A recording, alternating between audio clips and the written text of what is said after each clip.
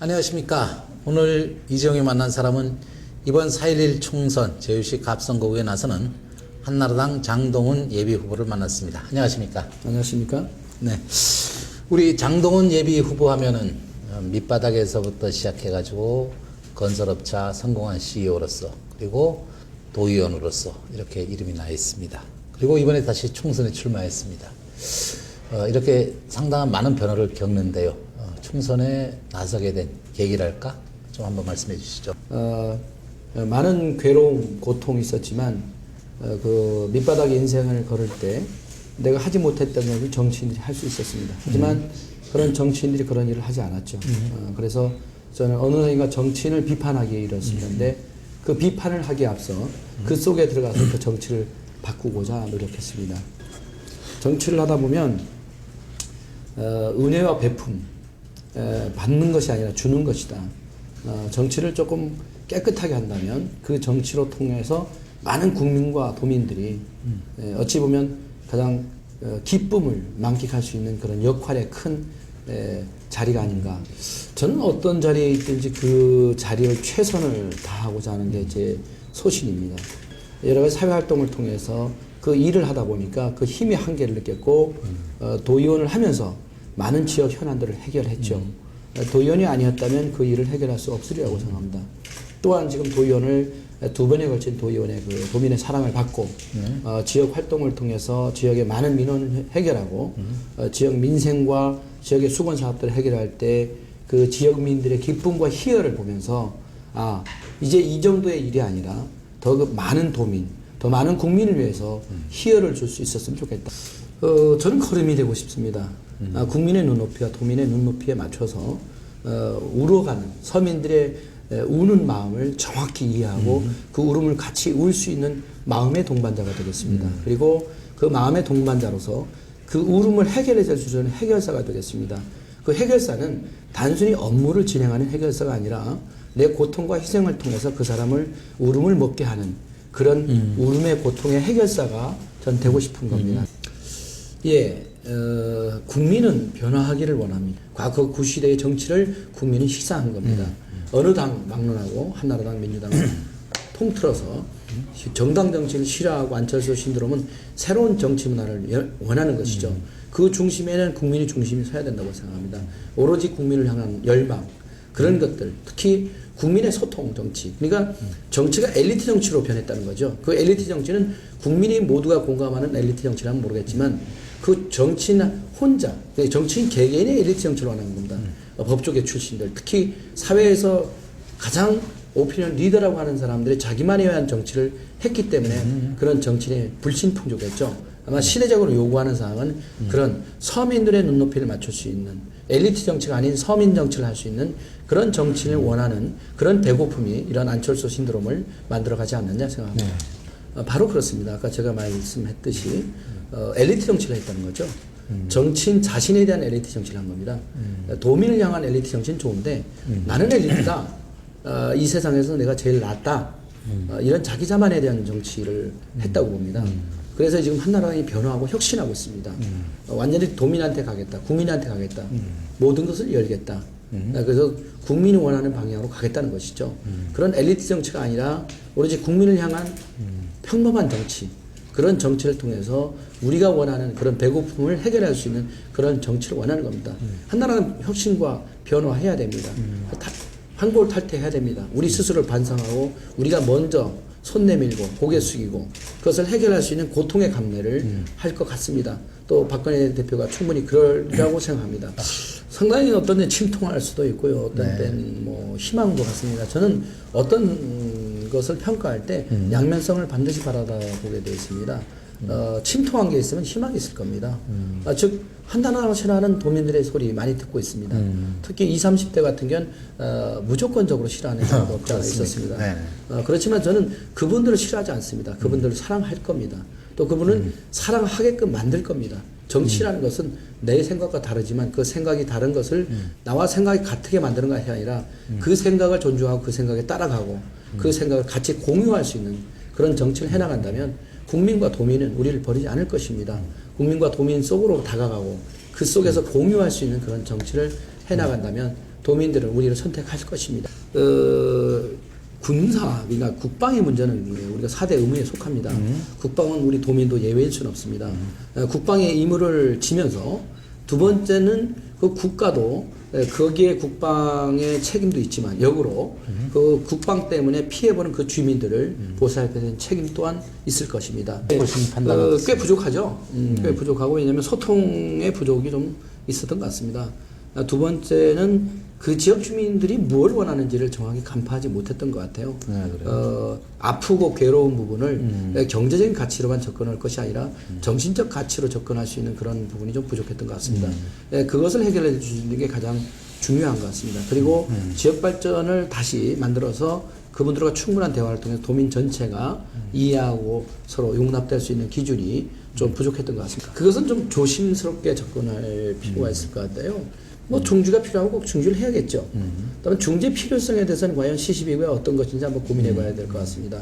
우리나라는 법치주의 국가인데 법을 준수하면서 국민을 감싸는 수 있다면 중지도 가능하겠죠. 근데 법을 위반하고 국민만 감싼다. 또 국민만 감싸고 법을 지킨다.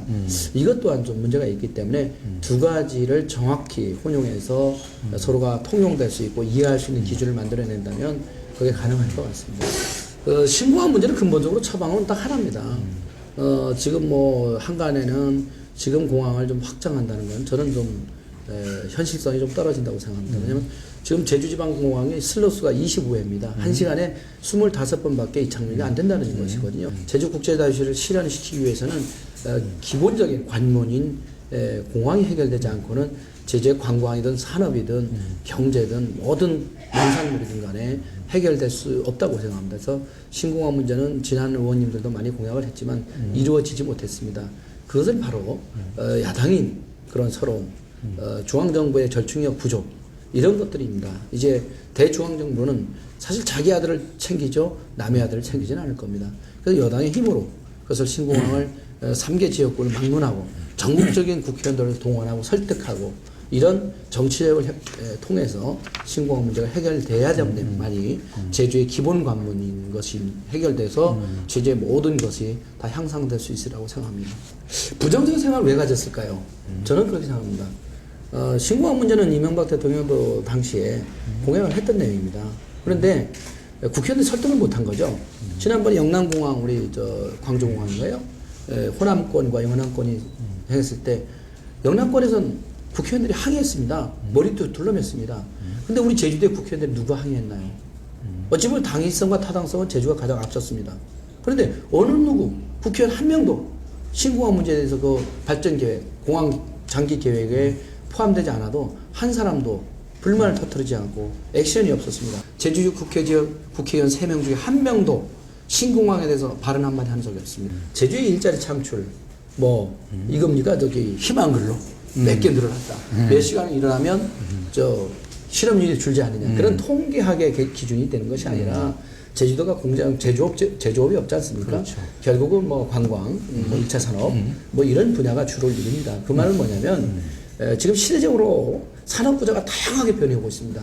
스피드하게 변하고 있습니다. 그렇죠. 이 산업 구조를 다양화할 수 있는 획기적 이벤트가 없다는 겁니다. 그럼 무슨 얘기냐? 지금 1차 산업의 생산이라면 가공까지만 생각합니다. 마케팅 분야의 산업은 어떻게 안 일어날 겁니까? 이런 획기적인 산업 구조를 바꿔야죠. 저는 그런 걸 요구하는 겁니다. 그러면 3차 산업 관광 산업, 관광에 우리가 예를 들면 축구단을 합시다. 맨유, 맨체스터 유나이티드를 팀을 합시다. 그 축구가 일어나는 그 축구 선수가 보는 관람 경기료가 아니라 그 축구 선수로 인한 부가가치 상품, 즉 유니폼을 판매하고 전국에 상품화 시켜서 우리나라 박지성 선수를 영입하게 되면 그 박지성 선수가 속해 있는 한국은 그 경기를 봉헌해서 시청률을 올릴 수 있거든요. 이런 새로운 부대 가치를 느낄 수 있는 그런 창출하는 창의적 산업 구조를 만들어가야 된다는 거죠. 좋으신 분이죠. 굉장히 좋으신 분이고요. 그분이 흠결이 있거나 그렇지는 않을 겁니다. 다만 좀 아쉬운 것은 강창일 의원님이 일을 하지 않는다는 것입니다. 하지 않는다는 표현보다는 덜 한다는 표현이 맞습니다. 둘째는 의지의 부족이라고 생각합니다. 일을 하려면 자기 목숨을 바치는 각오로 희생과 봉사를 통한, 그러니까 봉사의 개념이 아니라 희생까지도 요구하는 게 국민인 것 같습니다. 국민의 요구의 수준에 좀 미달된다. 저는 그렇게 생각이 듭니다. 제가 한간에 들어보니까 육지 지방의 그 국회의원들을 봤습니다. KTX를 타고 3시간 거리를 출퇴근합니다. 제주는 과연 우리 지역 국회의원들이 얼마나 많이 왔는가. 그럼 과연 지역민들을 과연 알 수 있을까. 지역민의 울음과 지역민의 고통을 직접적으로 피부로 느낄 수 있을까. 그런 아쉬움이 있고요. 너무나 지역을 좀 홀대시하는 그런 게 있었고 의지가 부족한 것 때문에 지역의 일들을 많이 하지 못했다. 능력과 노력이라고 좀 비교할 수 있죠. 또 삼선이 능력이 좋겠죠. 네. 근데 노력은 삼선일수록 조금 나태해지는 건 사실입니다. 그건 모든 누구나 다 인정하는 것이고요. 다만 능력이 있다고 안 쓰면 능력이 되지 않습니다. 능력이 부족해도 노력한다면 능력을 뛰어넘을 수 있습니다. 능력은 빌릴 수 있지만 노력은 빌릴 수 없습니다. 아, 그렇습니까? 의지는 중요한 것입니다. 의지가 없는 노력은 있을 수 없는 것입니다. 저 개인을 떠나서 제주 지방이 어떻게 됐었느냐를 한번 되짚어 볼 필요가 있을 겁니다. 제가 그 8대 도의회 때 가장 많은 국회를 방문한 의원일 겁니다. 그때 행정자치위원장 시절에 국회를 방문해보면 복도에 3시간씩 기다려보고요. 왜냐? 국회의원을 만나기도 어렵고 정부의 그 부처에 장차관을 만나기 어렵습니다. 만나지 못하는데 어떻게 의견을 제진할 수 있고 설득을 할 수 있겠습니까? 바로 야당의 서름입니다. 저는 꼭 하나를 다 해야 된다. 민주당이 다 해야 된다는 것보다는 어느 정도 의석의 비율을 균형을 줌으로 인해서 창구의 역할을 할 수 있죠. 우리가 뭐 새 국회의원이니까 전국의 1%밖에 되지 않기 때문에 이 새 의원을, 새 지역구 의원을 어느 정도 의석을 좀 나누어서 한 나라는 한 나라의 교도부를 만들고 민주당은 민주당들의 교도부를 만드는 게 좋겠다. 그렇게 볼 수도 있습니다. 저는 시각을 좀 달리해야 됩니다. 왜 그랬을까를 봐야죠. 우리가 뭐 지사가 지역구 사업을 안 준다고 도의원이 못합니까? 그렇지는 않습니다. 시민 의결은 국회에서 하는 겁니다. 국회 절충력은 부족한 거죠. 각 당끼리의 당론으로 정하는 겁니다. 도의회와 다르게 국회는 국회에서 당론으로 예산을 정하는 것이거든요. 그 홀대는 당 내에서 본인이 역할을 못한다는 것이죠. 국회의원이 충분히 능력을 발휘했다면 그 이명박 대통령의 홀대를 떠나서 당론의 1순위라면 그것도 이명박 대통령에 관계없이 그 일을 할 수 있는 겁니다. 그거는 내가 볼 땐 약간은 남에게 핑계를 전가하는 것가 될 수 없다. 물론 이명박 정부도 야당을 선택해준 제주도민에게 그렇게 썩 좋은 감정으로 접근하지는 않았을 겁니다. 다만 그 감정을 해소할 수 있는 국회의원들의 역할이 상당히 미진했다. 그렇게 말씀드릴 수 있습니다. 장동훈 아마 저는 이제 많은 칭호를 받습니다. 돌쇠다. 네, 돌쇠. 그리고 의지의 화신이다. 뭐 이렇게 말씀드리는데요. 상당히 뭐 저돌적이 뭐 이런 그렇죠. 의미가 있네요. 예산은 결국 투쟁입니다. 굉장한 의지력을 가져야만 일을 할 수 있는 겁니다. 능력보다 노력이 중요한 겁니다. 노력보다 의지가 더 중요한 겁니다.